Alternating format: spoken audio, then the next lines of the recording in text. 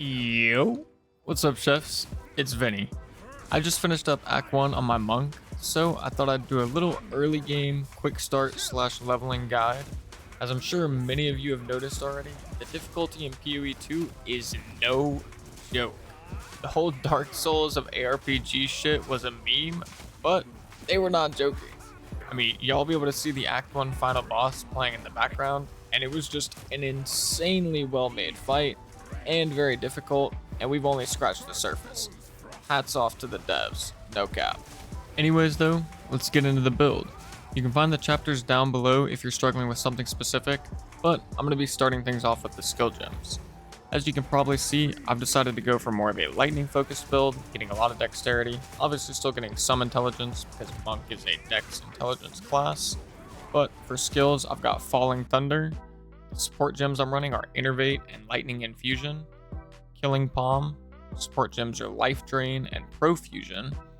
Herald of Thunder with Magnified Effect, and then an honorable mention that I do use a lot for bosses and rare enemies, as you'll probably see in the boss footage, is Glacial Cascade. This thing is actually very solid for just spamming on bosses from range, and it's pretty much mostly what I used in the final boss fight of Act 1. With this skill setup, your gameplay is pretty much going to be sort of a loop between starting off with Falling Thunder, waiting for an enemy to be cullable with Killing Palm, dash in, Cull Strike, then go back to Falling Thunder with your power charges. That's going to allow you to do a massive amount of AoE damage. You kind of want to do this all while kiting the enemies around or moving from one spot to another. It's not very good to stand in one place, and especially making use of your dodge roll is very effective. An example combo would be Falling Thunder, dodge roll, Killing Palm, dodge roll, Falling Thunder again, and most packs will be obliterated. Moving on to the gear and stats section, and you'll want to keep in mind that this is early game and the game has been out for less than like 10 hours or so everything is subject to change, but I wanted to go ahead and highlight a few of the key stats that you really want to keep an eye out for when leveling that'll make your time much better. This mostly applies to the monk, but you can definitely transfer this information over to the other classes as well with a little bit of intuition.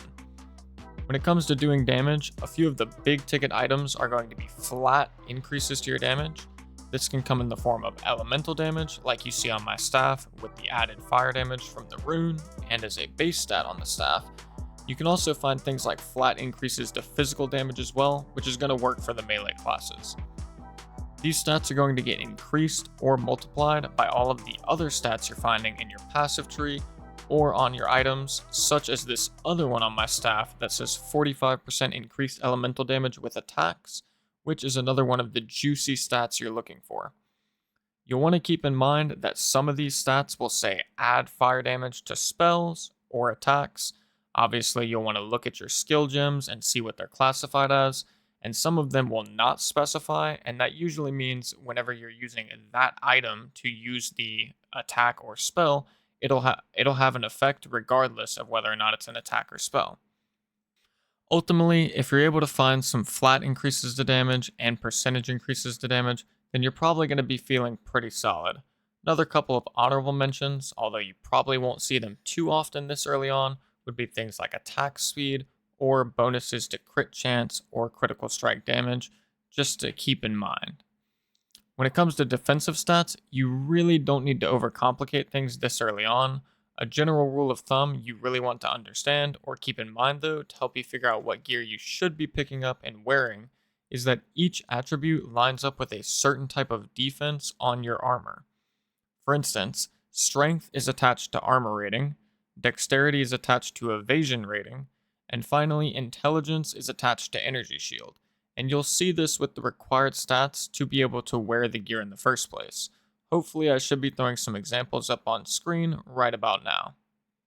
Now that you know what type of gear you should be picking up and wearing, some of the stats you're going to want to look out for are pretty simple, but max life increases to your defensive layers, so that can be like increase to evasion rating, energy shield, or armor rating, and it'll be a percentage increase.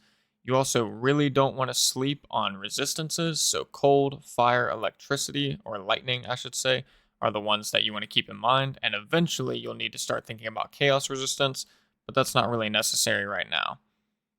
Finally, as of level 16, this is the passive skill tree that I've found the most success with, and I have tested a couple of other variations, but none of them felt quite as good. I knew I was going for a lightning build, so I had my eye on this lightning node, so I went ahead and pathed up to the attack and cast speed notable, then I pathed up to the lightning damage. After that, I made my way up to this crit damage bonus, crit chance, and then double crit chance and crit damage bonus node up here.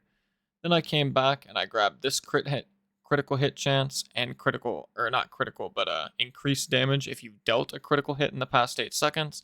Seemed like it comboed quite nicely with these nodes up here. After that, I went ahead and grabbed some defense via the evasion rating and energy shield nodes right here.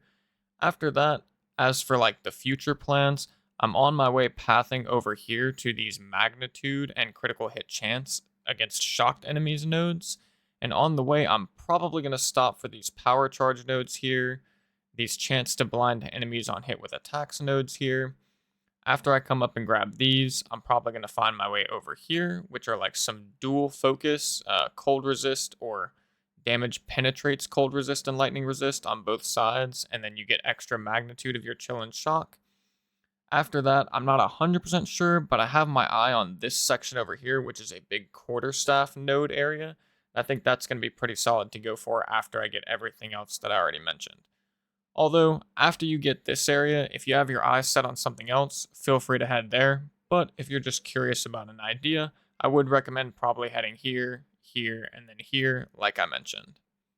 And last but not least, take it easy, chefs. Watch your blue eyes fade to gray as you fade away.